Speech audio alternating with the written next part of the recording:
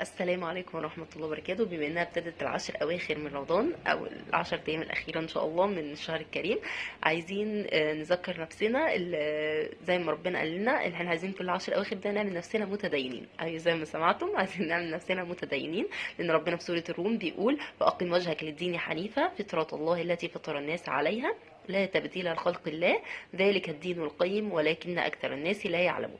وفي نفس السورة قال: واقم وجهك للدين القيم من قبل ان ياتي يوم له ليس مرد له من الله يومئذ يصدعون. هننقسم فريقين، فعايزين نكون من الفريق الناجح اللي احنا نقيم شعائر ديننا الاسلام، نسلم امورنا لله سبحانه وتعالى، ندعي واحنا موقنين بالاجابه.